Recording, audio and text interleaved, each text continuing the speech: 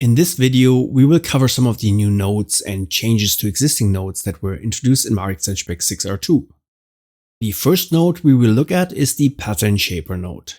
The Pattern Shaper reevaluates the gradients of whatever you feed into it using the so-called partial derivatives. Without getting too technical, this means a new value will be generated for each pixel based on the difference of that pixel to its four neighbors. Let's see this in action. Here I have a simple Perlin noise, and by attaching that to my Pattern Shaper, I end up with this result, which gives a completely new and quite interesting look. Inside the node we have some contrast and value controls, and here at the bottom we can specify if we should evaluate all surrounding pixels or only pixels in a specific direction. As mentioned, the node evaluates the difference of pixels. If there is no difference from a pixel to its neighbors, so if there's no gradient, you get a constant value. We can use this to our advantage to create edge detect effects. Here I have a shape 2D node. Let's set this to brick and make sure we have some sort of gradient in there. And now let's hook this up to our Pattern Shaper. We can see the areas inside the brick that were of a constant color receive black, and we get a much more outlined result overall. We could then use bake point filters to blur this result and process it further. All in all, the Pattern Shaper node can be helpful to give new looks to already known procedurals, further extending the amount of procedural looks you can generate in Mari. The next node is the Complex IOR node. While a lot of dielectric materials, so non-metallic ones, can have their reflective behavior be defined by a single IOR value, metallic materials often have a distinct fall-off and color shift when viewed at different angles. In our CG world, this is often referred to as the Fresnel curve, and the exact shape of these curves is defined by two values: n, which is the refractive index, and k, which is the extinction coefficient. Since this is quite technical, many render engines allow you to switch between this more scientific representation of Fresnels and artistic mode, where instead of somewhat cryptic and unintuitive values, you use two colors to define the fall-off. Extension Pack's new Complex IOR node allows you to freely convert between those two modes directly in Mari. Up here I have my scientific values n and k. By clicking on the S button, I can insert specific values for red, green and blue channels separately. The N and K values up here are auto-converted to reflectivity and edge tint and output on these two ports of the node. Vice versa, the reflectivity and edge tint I define down here are converted to N and K and returned on the N and K ports of the node. Let's go through an example of how to convert N and K to reflectivity and edge tint. You can find all of these conversion steps also explained in the online help for the node. I will use the website refractiveindex.info to get my scientific N and K values. Let's pick from this main section and choose gold. You can see the N and K values for the given wavelength here. Next, we need to get the individual values for the colors red, green and blue so we can use them in our node. So first we need the wavelength for the colors. If we quickly Google them, we find, for example, this chart. You can see the values we get here are in nanometer. However, we need them in micrometers. We can use the unit converter here on the web page. However, in general, all you need to do is divide the nanometer value by 1000. So for red, I will use the wavelength 0.75. Let's take those values for N and K and put them into our red channel of the Complex IOR node. Next, green with a wavelength of 0.565.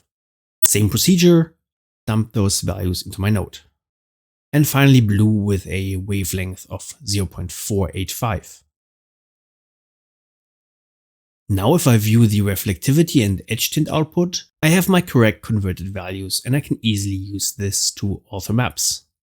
Next we have the two new nodes, item list and item list switch. I have created a dedicated tutorial for those nodes that is linked in the description, so I will only give a quick overview here.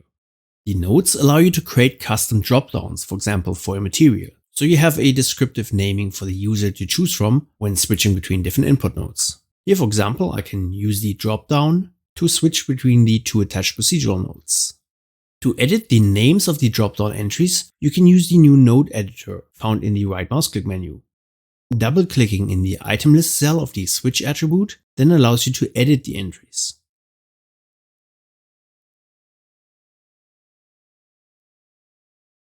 The node item list in itself does not do anything but output the index or number of your current selection. It is designed to be able to feed its selection to item list switch nodes. So with one node you can control multiple separate switch nodes. The RGBA Lookup node is a color adjustment node that is similar to Mari's own color lookup. The node gives control over the red, green, blue and alpha values via curves. The reason the node was introduced is because there are no other curve nodes in Mari with an alpha component. Extension pack 6R2 adds a new ramp editor that you can use to edit curve nodes in a more visual manner. While you can also edit Mari's color lookup nodes with this editor, the RGBA Lookup's additional alpha channel allows you to work with transparency in the ramp view as well.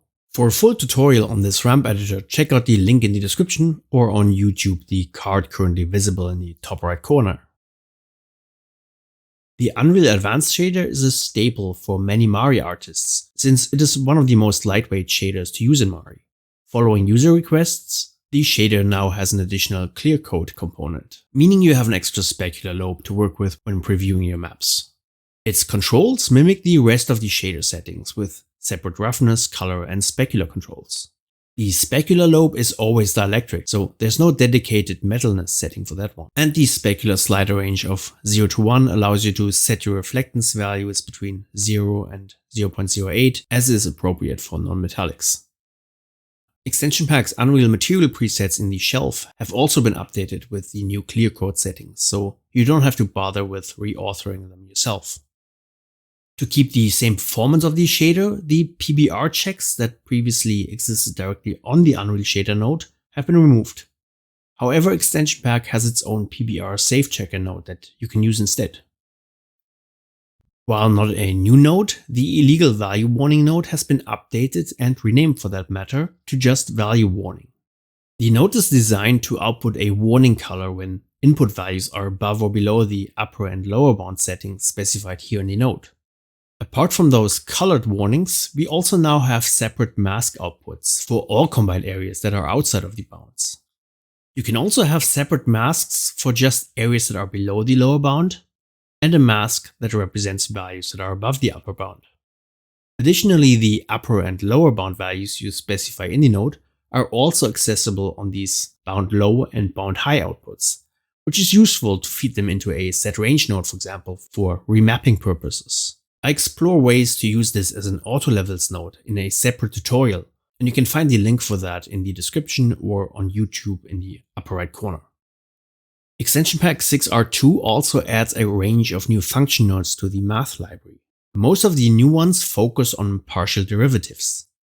We have, for example, a number of screen space nodes, such as GLFWidth, GLDFDX, etc.